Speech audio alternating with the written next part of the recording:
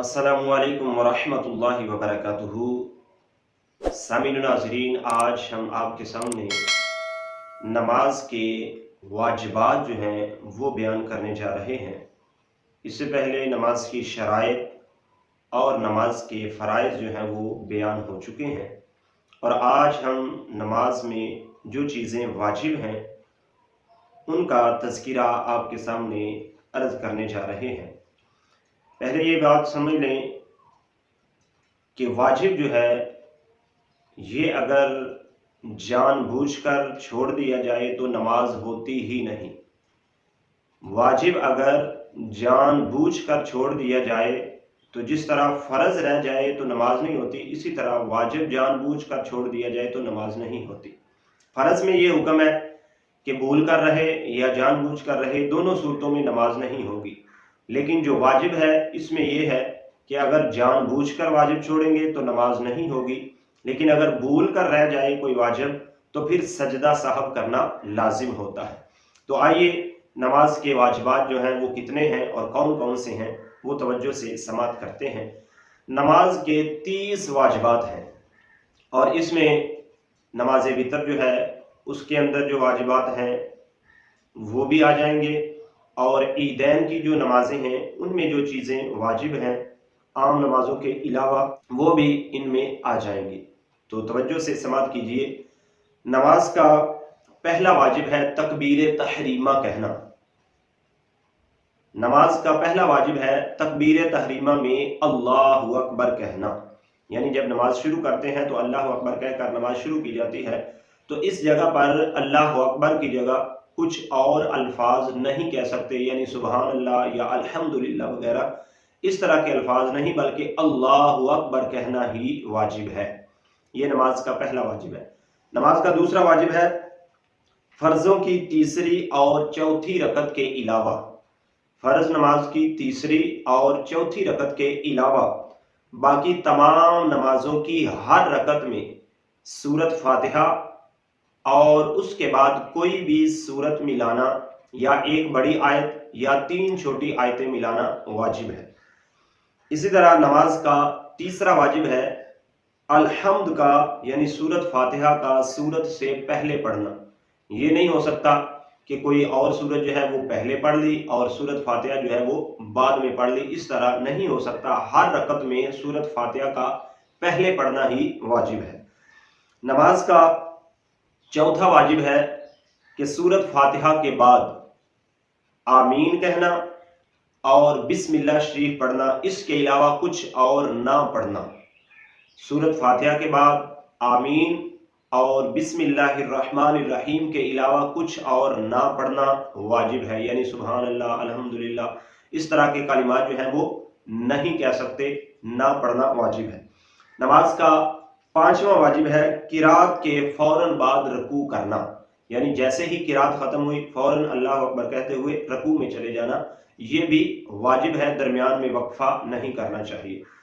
नमाज का छठा वाजिब है एक सजदे के बाद बितरतीब दूसरा सजदा करना, यानी एक सजदा करके दोनों सजदों के दरमियान बैठे तो फिर दूसरे सजदे के लिए चले जाना। दरमियान में बहुत ज़्यादा लंबा वक्फा नहीं करना और ना ही दरमियान में कुछ लंबी चौड़ी दुआएं वगैरह जो है वो पढ़ना। सिर्फ 3 मरतबा सुबहान अल्लाह की मिकदार से कम कम बैठना है, इससे ज़्यादा नहीं। तो ज़्यादातर यही हुक्म है कि 1 मरतबा सुबहान अल्लाह की मिकदार।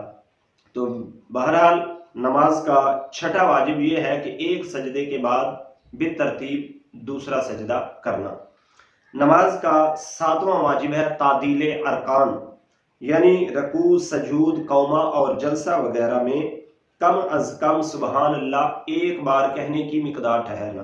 बाज़ लोग होते हैं कि बहुत जल्दी नमाज पढ़ते हैं, जिसकी वजह से ना रकू पूरा होता है, ना सजदा पूरा होता है, ना जलसा और ना ही कौमा वगैरह। तो ये सब जो चीज़ें हैं इनमें 1 मरतबा सुबहान अल्लाह की मिकदार ठहरना वाजिब है।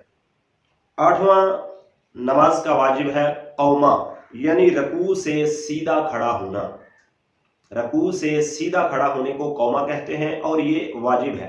बाज़ लोग क्या करते हैं कि रकू से थोड़ा सा ऊपर हुए, हल्का सा ऊपर हुए और फौरन वहां से ही सजदे में चले गए, तो ऐसा करने वालों की नमाज नहीं होती, क्योंकि वो आखिर में सजदा साहब भी नहीं करते और उनका वाजिब रह जाता है। और ये अक्सर लोग जानबूझकर ऐसा करते हैं। इतनी भी क्या जल्दी है कि नमाज के लिए आए हैं, वुजू भी किया है, टाइम भी निकाला है और फिर नमाज भी सही अदा ना कर सके तो क्या फ़ायदा आने का। इसलिए ये रकू के बाद सीधा खड़ा होना, इसको कौमा कहते हैं और ये नमाज का वाजिब है। और ये नमाज का 8वां वाजिब है, रकू के बाद सीधा खड़ा होना चाहिए। 9वां वाजिब है जलसा, यानी दोनों सजदों के दरमियान बैठने को जलसा कहा जाता है और ये भी वाजिब है।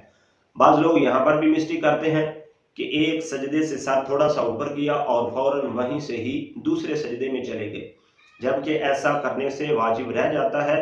और वाजिब रह जाए, जानबूझकर अगर ऐसा किया तो नमाज ही नहीं होगी, दोबारा अदा करना पड़ेगी। और अगर भूल कर ऐसा कर रहे हैं तो इसको करना छोड़ दें। भूल कर अगर ऐसा करेंगे तो फिर भी सजदा साहब जो है वो लाजिम आ जाएगा।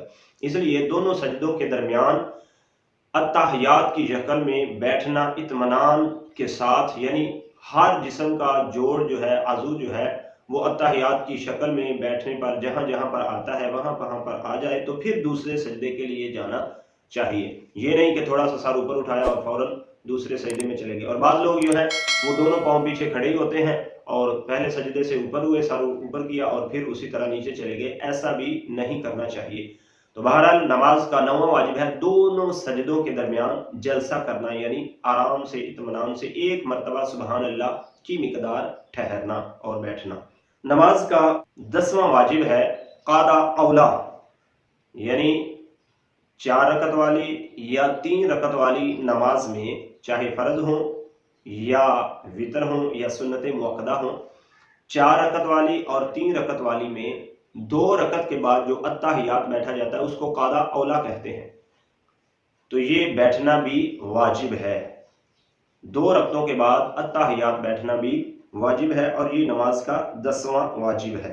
11वां वाजिब फर्ज, वितर और सुन्नत मुअक्कदा में, फर्ज की नमाज 4 रकत वाली या 3 रकत वाली, इसी तरह वितर जो है वो 3 पढ़े जाते हैं, या 4 रकत सुन्नत मुअक्कदा जो है उनमें कादा औला में, यानी 2 रकत के बाद जो अत्ताहियात बैठे जाते हैं उसमें तशहुद से आगे कुछ ना पढ़ना, ये भी वाजिब है। यानी अब्दुहु व रसूलुहु तक पढ़कर तीसरी रकत के लिए खड़े होने का हुक्म है, इससे आगे कुछ ना पढ़ना, ये भी वाजिब है।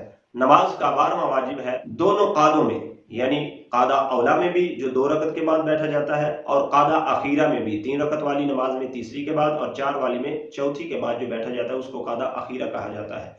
कादा औला में और कादा अखीरा में अत्तहियातु लिल्लाहि, यहां से लेकर अब्दुहु व रसूलुहु तक एक एक लफ्ज पढ़ना जो है ये भी वाजिब है, यानी मुकम्मल तशहुद पढ़ना वाजिब है, इसको तशहुद कहा जाता है। नमाज का 13वां फर्ज है फर्ज, वितर और सुन्नत मुअक्कदा में कादा औला में तशहुद के बाद अगर बेख्याली में अल्लाहुम्मा सल्ली अला मुहम्मदिन या अल्लाहुम्मा सल्ली अला सय्यिदिना ये पढ़ लिया तो सजदा साहब वाजिब हो जाएगा। लिहाजा ये भी नमाज में वाजिब है कि कादा औला में तशहुद के आगे दुरूद पाक नहीं पढ़ना, ये भी वाजिब है। नमाज का 14वां फर्ज है दोनों तरफ सलाम फेरते वक्त अस्सलामु अलैकुम यही कहना वाजिब है, इसके अलावा कोई और अल्फाज नहीं कह सकते। नमाज का 15वां वाजिब जो नमाज वितर में होता है वो है दुआए क़नूत पढ़ना। नमाज का 15वां वाजिब नमाज वितर में आता है दुआए क़नूत पढ़ना। नमाज का 16वां वाजिब है कि वितर की नमाज में दुआए क़नूत पढ़ने से पहले हाथ उठाकर कानों तक ले जाने और अल्लाह अकबर कहना, इसको बोलते हैं तकबीर क़नूत। तकबीर क़नूत कहना भी ये वाजिब है। दुआए क़नूत पढ़ना भी वाजिब है और दुआए क़नूत पढ़ने से पहले अल्लाह अकबर कहते हुए कानों तक हाथ उठाकर फिर बांध लेना, ये भी वाजिब है। आगे 17वां नमाज का वाजिब है, ये ईदैन की नमाज जो है उनमें अदा किया जाता है, यानी ईदैन की 6 जायद तकबीरात जो है ये कहना भी वाजिब है। 18वां वाजिब है ईदैन में दूसरी रकत की तकबीर रकू और उस तकबीर के लिए अल्लाहु अकबर ही कहना वाजिब है। नमाज का 19वां वाजिब है जहरी नमाज जो है उसमें बुलंद आवाज़ से किरात करना, यानी जिस नमाजों में बुलंद आवाज़ से किरात की जाती है उन नमाजों में बुलंद आवाज़ से किरात करना वाजिब है। जैसे फजर हो गई, मगरिब हो गई, इशा हो गई, जुम्मतुल मुबारक हो गया या ईदैन की नमाजें हो गई, तो इनमें बुलंद आवाज़ से किरात की जाती है, तो इनमें बुलंद आवाज़ से ही किरात करना वाजिब है। और गैर जहरी नमाज का 20वां वाजिब है गैर जहरी नमाजों में आस्ता किरात करना, यानी जिन नमाजों में बगैर आवाज़ के किरात की जाती है उनमें आस्ता यानी बगैर आवाज़ के ही किरात करना, जैसे जोहर की नमाज हो गई या असर की नमाज हो गई। नमाज का 21वां वाजिब है हर फर्ज और वाजिब का उसकी जगह पर होना। ये नहीं हो सकता कि पहले रुकू कर लिया और बाद में किरात कर ली, ऐसा नहीं, बल्कि हर फर्ज और वाजिब को जिस जगह पर वो है उसी जगह पर अदा करना ये भी वाजिब है, और ये नमाज का 21वां वाजिब है। नमाज का 22वां वाजिब ये है कि हर रकत में एक बार ही रकू करना, रकू का तकरार नहीं कर सकते, हर रकत में एक बार रकू करना ये भी वाजिब है। इसी तरह नमाज का 23वां वाजिब है कि हर रकत में 2 सजदे अदा करना। नमाज का ये 23वां वाजिब है हर रकत में 2 सजदे ही अदा करना, इससे ना कम हो और ना ही ज्यादा हो। नमाज का 24वां वाजिब ये है कि दूसरी रकत से पहले कादा ना करना, यानी ये नहीं हो सकता कि एक रकत पढ़ ली और अत्तहियात में बैठ गया, तो ऐसा ना करना वाजिब है, यानी 2 रकतों से पहले कादा नहीं कर सकते। नमाज का 25वां वाजिब ये है कि 4 रकत वाली नमाज में तीसरी रकत पर कादा ना करना ये भी वाजिब है। 26वां वाजिब ये है कि अगर आयत सजदा पढ़ी है तो सजदा तिलावत भी करना ये भी वाजिब है। 27वां वाजिब है कि अगर सजदा साहब लाजम हुआ है तो सजदा साहब अदा करना ये भी वाजिब है।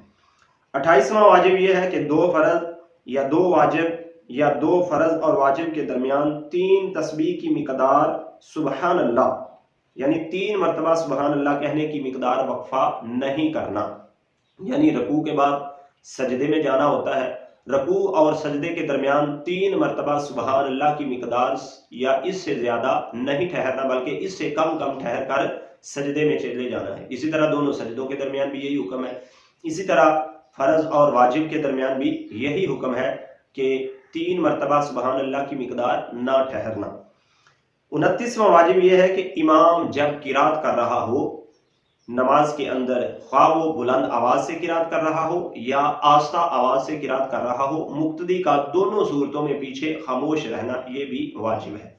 नमाज का 30वां वाजिब यह है कि किरात के सिवा तमाम वाजिबात में मुक्तदी इमाम की पैरवी करे। ये नमाज का 30वां वाजिब है कि किरात के अलावा मुक्तदी जो है वो तमाम वाजिबात में, तमाम फराइज में इमाम की इक्तदा करे, पैरवी करे, ये नमाज का 30वां वाजिब है।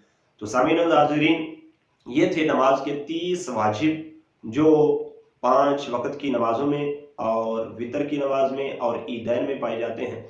उम्मीद है कि इन वाजिबात को आप सुनकर समझेंगे और इनको मद्देनजर रखते हुए अपनी नमाजें अदा करने की कोशिश करेंगे। अगर हमने ये वाजिबात अपने जहनों में रखते हुए अपनी नमाजें सही तरीके से अदा की तो इंशाअल्लाह अल्लाह तबारक व तआला अपनी रहमत से अपनी बारगाह में मकबूल फरमा लेंगे। तो दुआ है कि अल्लाह ताला हम सबको सही मानों में अपनी नमाजें सही तलफ़ुज़ के साथ, सही फ़राइज़ और वाजिबात की अदायगी के साथ अदा करने की तौफ़ीक़ अता फरमाए। आमीन बिजाहि नबी अमीन सल्लल्लाहु अलैहि वसल्लम।